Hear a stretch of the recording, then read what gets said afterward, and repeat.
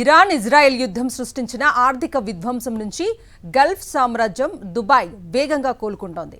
పశ్చిమాసియా సంక్షోభం వల్ల పర్యాటకం, విమానయాన రంగాలు కోలుకోలేని దెబ్బతిన్న మాట వాస్తవమే అయినా కూలిపోతోన్న ఆర్థిక వ్యవస్థను కాపాడుకునేందుకు దుబాయ్ పాలకులు సరికొత్త అస్త్రాలను ప్రయోగిస్తున్నారు.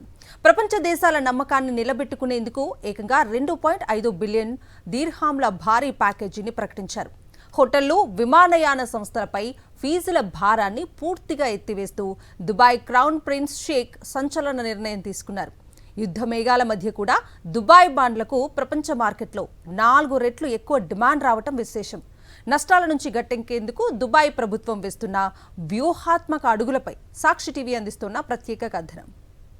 ఇరాన్ ఇజ్రాయిల్ యుద్ధం తర్వాత దుబాయ్ ఆర్థిక వ్యవస్థ తీవ్ర ఒడిదుడుకులను ఎదుర్కొంటుంది.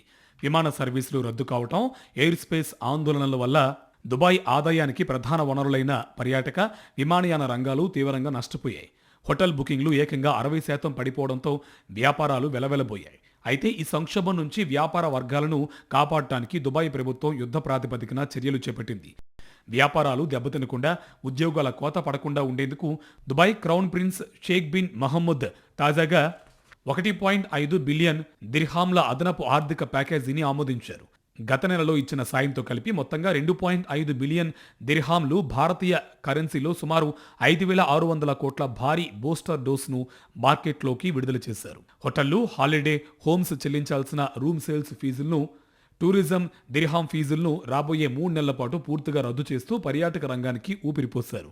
యుద్ధ భయాలతో దుబాయ్ స్టాక్ మార్కెట్ దాదాపు $45 బిలియన్ సంపదను కోల్పోయినప్పటికీ అంతర్జాతీయ పెట్టుబడిదారులకు దుబాయ్ పైన, యుఏఈ ప్రభుత్వం పైన నమ్మకం సడలలేదని తాజా పరిణామాలు నిరూపిస్తున్నాయి. ప్రభుత్వం విడుదల చేసిన ట్రెజరీ బాండ్లకు ప్రపంచ మార్కెట్ నుంచి అనూహ్య స్పందన వచ్చింది.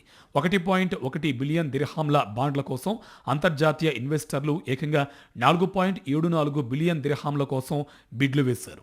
ఊహించిన దానికంటే 4 రెట్లు ఎక్కువ డిమాండ్ రావడంతో దుబాయ్ ఫైనాన్షియల్ మార్కెట్ మళ్లీ పుంజుకుంటుంది.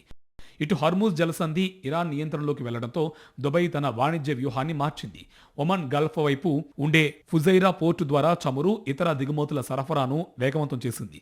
ఆహార కొరత రాకుండా కార్గో విమానాల ద్వారా నిత్యావసరాలను తెప్పిస్తోంది. ఆర్థిక నిపుణుల అంచనా ప్రకారం స్టాక్ మార్కెట్లు, వాణిజ్య రంగాలు మరో 3 నుంచి 6 నెలల్లో పూర్తిగా కోలుకునున్నాయి. యుద్ధం సృష్టించిన సంక్షోభాన్ని అధిగమించి సరికొత్త ప్రత్యామ్నాయ వ్యూహాలతో దుబాయ్ మళ్లీ గ్లోబల్ బిజినెస్ హబ్గా దూసుకుపోవడానికి సిద్ధమవుతుంది.